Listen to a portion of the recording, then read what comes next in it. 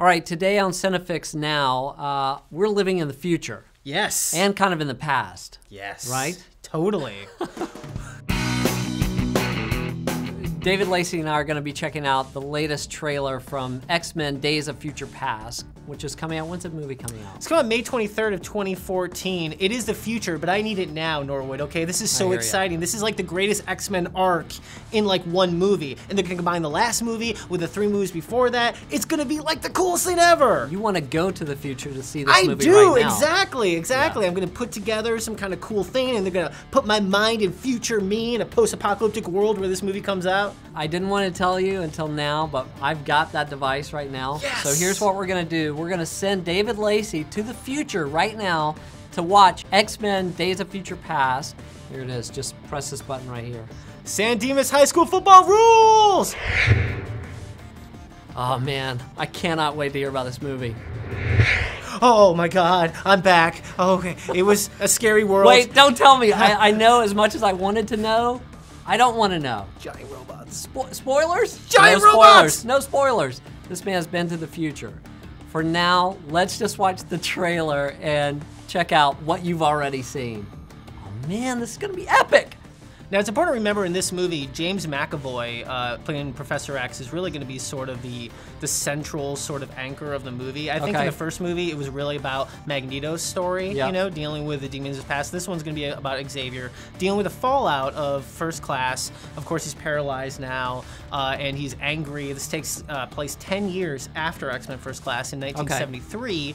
And so essentially the idea is we're in a future world where, you know, mutants are being hunted down by these Sentinels, right? Just like in the comic books. And so essentially, in a last-ditch effort to save all the mutants, they're sending Wolverine back in time. Basically, his consciousness is going back into the body of his younger self in 1973, and he is going to try to prevent this cataclysmic event from happening. Okay, so we start off with Professor X's eye. We already know this. It's exciting that he's back. This is showcasing Wolverine and his look from the original 1980 comic book where he's got the little bit of gray, Let's get a little more light on Now, the thing about Wolverine is, you know, he doesn't really age all that much. So this is kind of more a reflection, according to Brian Singer, of there's been some hard times and the stress has gotten him all like, you know, grayed out.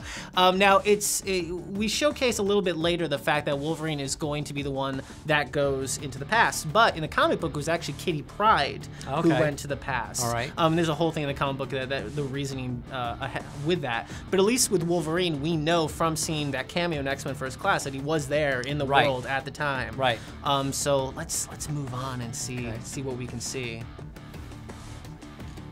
Okay, there's Storm, obviously played by Halle Berry. Last time we saw her was X-Men Last Stand. Now it's interesting because she had a much bigger role in the movie, but she had sort of, well, she kind of got pregnant. I wasn't expecting it. That will change things. Yeah, and so she wasn't able to do as much action as they were hoping for her to do, but still, it's great to have her return to the franchise.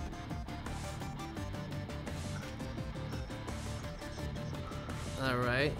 There we go. Okay, here's Iceman. Shawn Ashmore is back, reprised his role as Iceman. And of course, here's Ellen Page as Kitty Pryde, who's also essential to this storyline. According to Brian Singer, they are a couple in this movie, so that'll be interesting because that was sort of the love triangle they built in the last few ones with a Rogue, of course, who'll be coming up next. Anna Paquin, now Miss Trueblood, is back as Rogue. I love her in this role. Isn't she great? I love her in this role. She was the real sort of, she was the person we really followed in the first movie. You know, she was the one that was sort of the... That's right, you're right. Yeah, I mean, she was that one that you really were like, oh, I get it. It's all through her eyes. Yeah.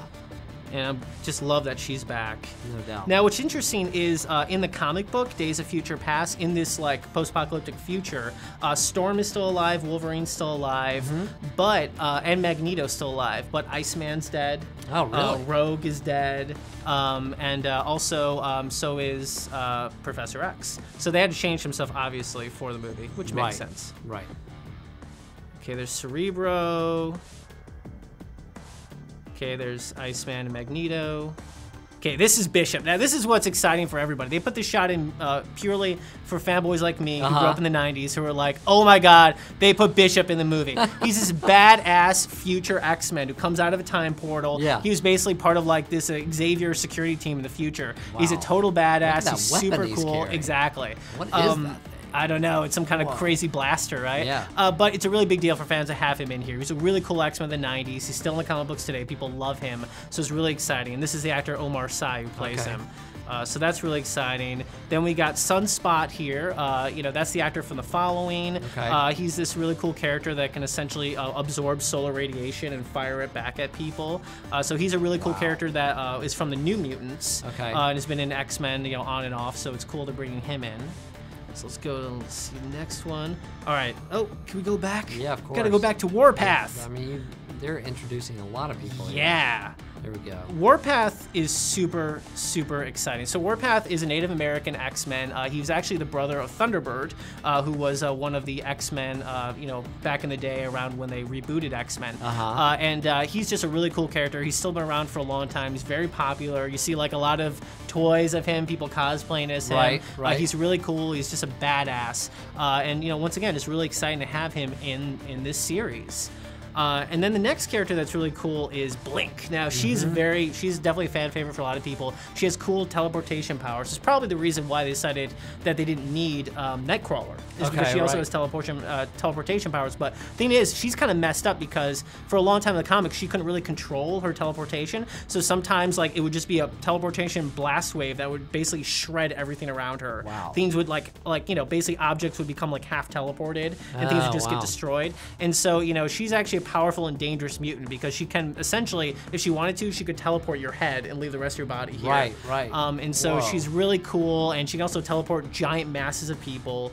And I don't know, I'm really excited to see what they do with that character. And the actress is Fan Bingbing. So here we go. What do we got next?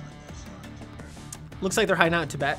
Maybe, sort of, something like that. Of course, you get Storm, Wolverine, Professor X, Magneto, they're all together. We also get to see Professor X's cool new wheelchair. One that is, you know, basically hovering, just like in the comic book. So that's really sweet.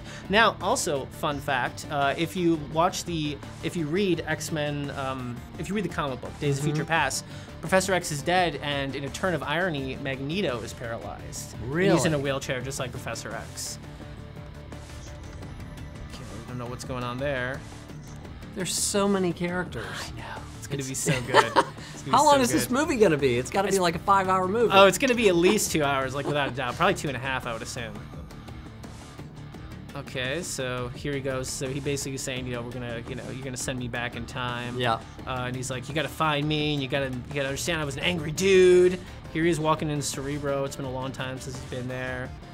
I just like all these great actors together. Of course, Michael Fassbender as Magneto. I mean, like, it's amazing to see these guys. You know, they pick these guys who are really good actors to play these guys who are amazing actors. And it's gonna be great to be able to actually do the comparison of is Michael Fassbender really, you know, really as worthy to be Ian McKellen's character, basically, because you're gonna see them both in the same movie. Right. Which is really exciting.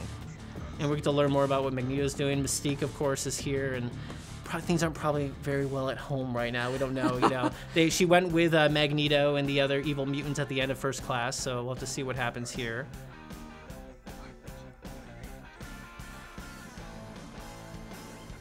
Let's blow a little dust off Cerebro. Is this movie gonna be as good as the first X-Men movie?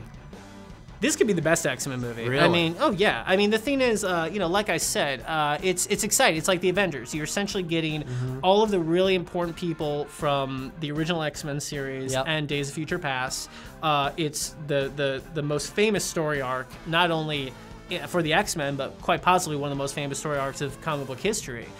So it's going to be a really big deal. You know, you get great actors. I mean, there's a scene a little later that we'll see later on with, you know, Patrick Stewart and James McAvoy in the same scene. That's what made incredible. Everybody at Hall H go crazy at the last Comic-Con, because you get these two guys who are both great actors, you know, playing the same role together. I mean, it's a big deal. It feels like an event film.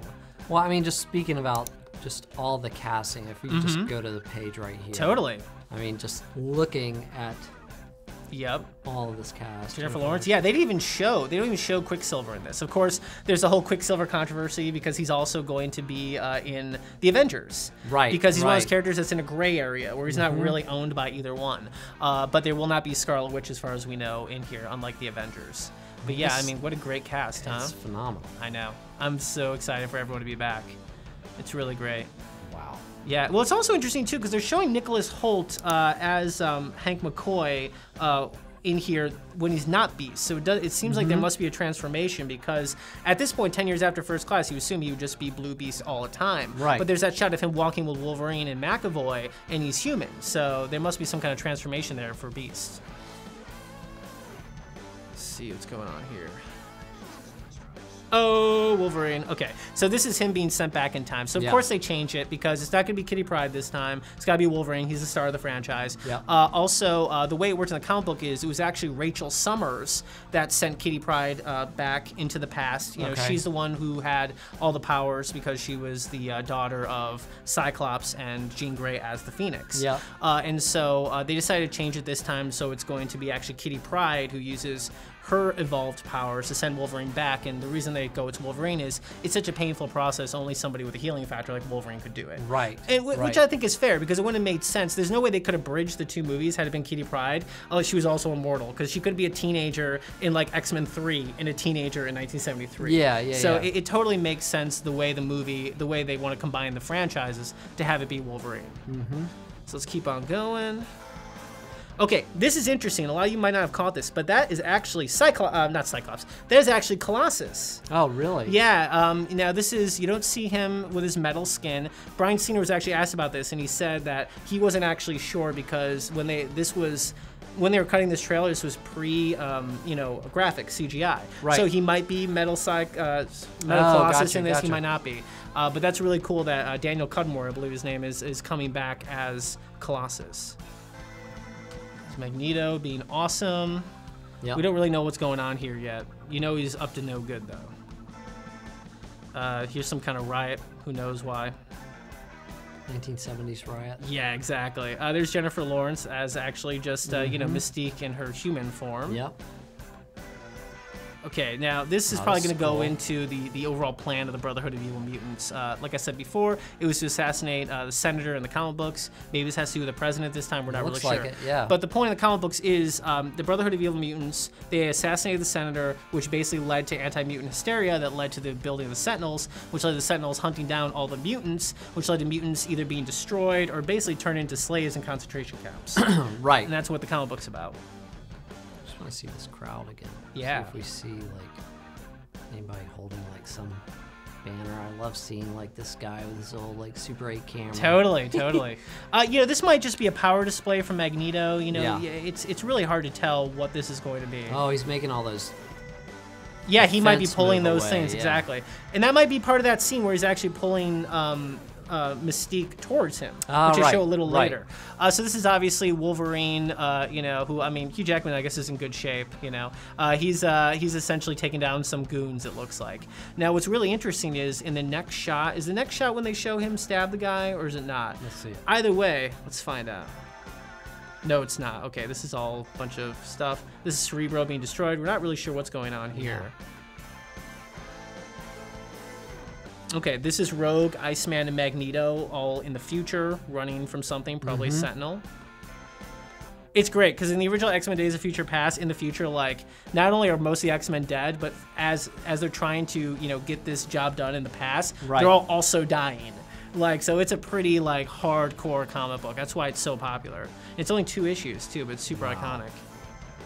There's Nixon. There's Mystique, and as we said before, turns into the director of photography. Now, this is Beast having a disagreement with Magneto and drowning him. Whoa. And the makeup looks great, doesn't it? Yeah, it looks phenomenal. Okay, so here's Peter Dinklage, is the guy who creates the Sentinels. So that's going to be, he's just a great actor. Do you watch Game of Thrones? I do, yeah. He's amazing, right? He really is. Totally spectacular. There's Storm doing her Storm thing. Okay, so she's not pregnant there when she's. Oh, she might be. She found out she was pregnant. I'm not sure how far along she was when she actually shot the scenes. But she actually didn't spend as much time on the set as everyone else. And here's Mystique like fighting some people. Oh, there was Blink for a second. Oh man. And here's Wolverine. Now this is what I want to show you. Now what's interesting about this is this movie is based in 1973 in the past. This is pre-Weapon X, so he actually has his bone claws. Oh, which, wow. Which okay. it's funny because can I say spoiler from X-Men from the last Wolverine movie, The Wolverine? Did you see it? Yeah. Can I spoil it? Okay, for everyone? Okay, so if you didn't see it, sorry guys, but basically in the movie, he essentially loses his adamantium claws. He has bone claws, which I thought was like a pretty bold move, but it actually makes sense if you think about this. He's gonna have his bone claws in the past, so that way it's like not too weird for him all of a sudden to have, you know, back to metal. So that's what's really interesting about this, is we're gonna see him with bone claws stabbing a bunch of dudes. And we don't even know how he's really pulling her towards him unless she's got like metal on her body that we can't see. Yeah, but he's pulling her towards him. We don't know what the scenario that is. Oh, there's Magneto again. There's James McAvoy yelling. Okay. And of course, then the iconic scene of the two of them together, right? Yeah. Great, right? Two great actors playing a great role. Can't wait. It's gonna be a great movie. There's no way it can't be.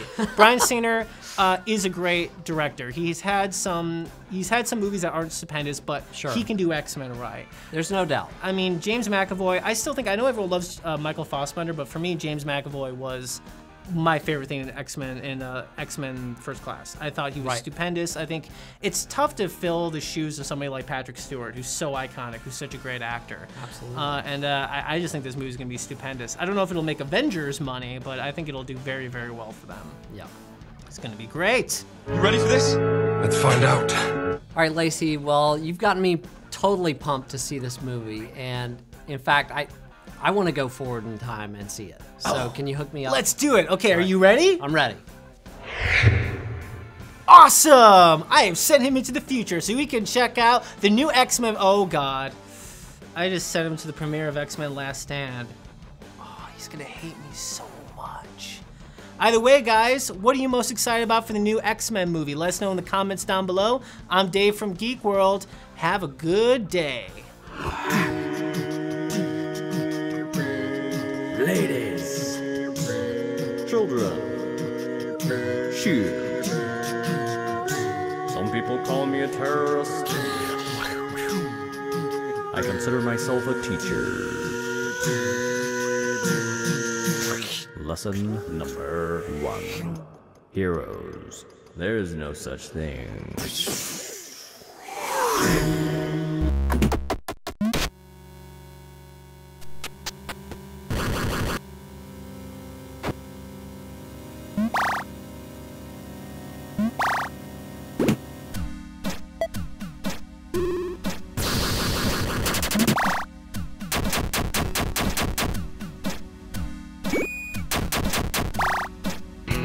So Nora, did you hear about Breaking Bad? Yeah, it's over. I'm bummed. Yeah, no, apparently Katzenberg is at MIPCOM in France right now talking to the creators of Breaking Bad about offering them $75 million to create 3 additional episodes. That's insane. Hold on to your broomsticks, boys and girls, because while practicing my wizardry, I mean code breaking, I uncovered a terrifying conspiracy that involves Hollywood, J.K. Rowling, and the ancient religion of Wicca. Right here on Conspiracy Cinema. Do you like movies but don't have time to see them in theaters? And then forget to watch them when they come out on Netflix? You think actors are cool, but you can't remember all those names? Well then welcome to Kate's Movie Review. Hey, you like movies? No, it's movies with... Welcome to Movies with Kate. Run around a forest with a stone-faced expression while killing more animals and making more money than basically anyone your age ever. Then get all moody and depressing, throw a couple of cuss words around, and learn to dance. Now listen up, because this is an important step. Win the Oscar. And if you've done all of that already, well, you're well on your way to becoming Jennifer Lawrence.